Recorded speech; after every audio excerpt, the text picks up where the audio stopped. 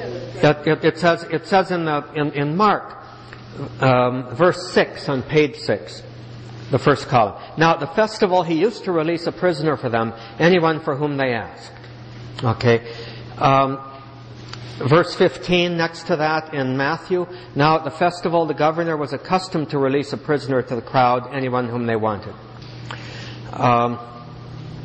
I think in...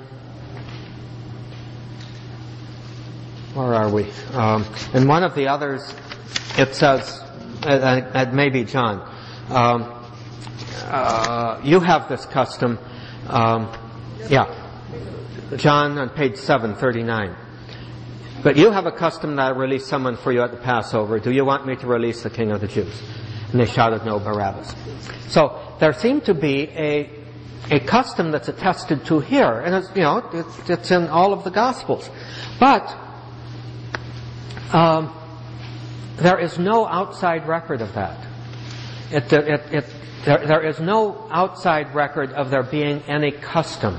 Of course, sometimes if there was a big festival, sometimes, it would be marked by release of prisoners, especially if they had been there for a long time and they were deemed to be not terribly dangerous.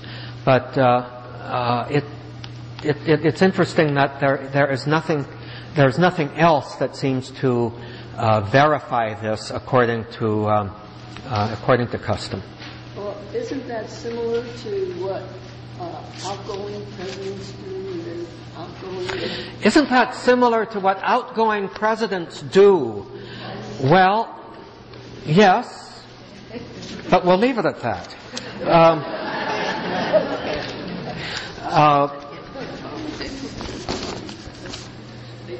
But see, in the case of a presidential pardon, that is something that he is doing maybe because his cronies are the ones who are in prison anyway, or whatever. But that's something that they do kind of because of their own desire on a special occasion. It's not something that's necessarily to be expected, and it has nothing to do with Christmas time or something like that doing it. Although doesn't the president pardon a bunny or something? No, that's right. He pardons a turkey. He pardons a turkey in November. Yeah. Oh yes. And then probably goes and has a ham. When would be released?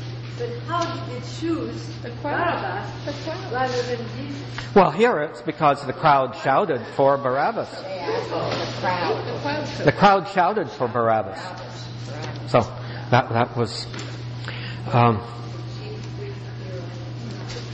Pardon me? They said here that the chief priests stir up the crowd. Right. To have him released Barabbas. Yeah. Now, part of the question is how large was that crowd? We really have little idea or understanding of, and I think the impression given in different Gospels may be a little bit different. It wasn't like half the city turned out. I mean, if the chronology is accurate here, that all this happened at night, they probably had to get a crowd, they had to go and round up a little bit of rabble and maybe bribe them or whatever. So we really don't know those details. And but the point is that what the chief priests were doing there seemed to be threatening enough to Pilate that he felt that he had no choice. And he makes a big deal about he is innocent of this man's blood. And they say his blood be upon us and upon our children. Now, that has been an excuse for anti-Judaism, anti-Semitism from then until now. It actually is simply an expression that, okay, we take responsibility for it. It's undeniable that the way that the Gospels record this these trials of Jesus, that the Jews are the ones who are taking responsibility for handing Jesus over to the Romans for execution.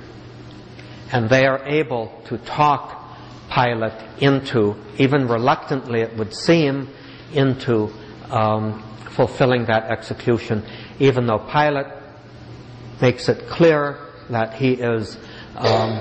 he's not going to take responsibility for it, and they say that we will.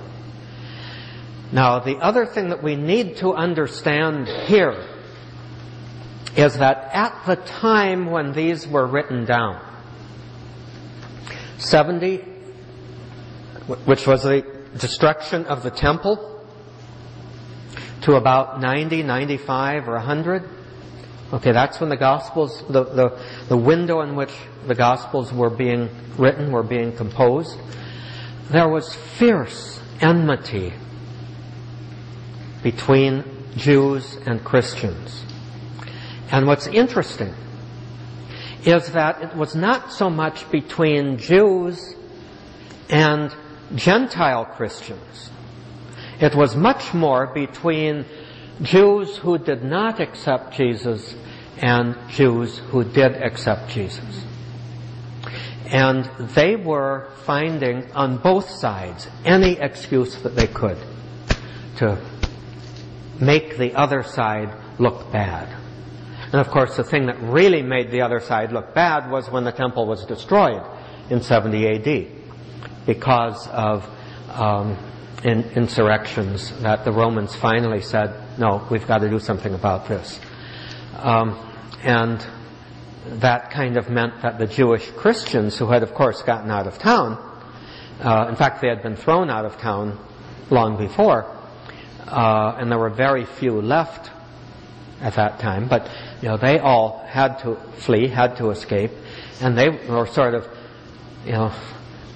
like Lot looking down on Gomorrah and saying, see, I told you so. But it's that kind of enmity that really colored the way that this was, these were written.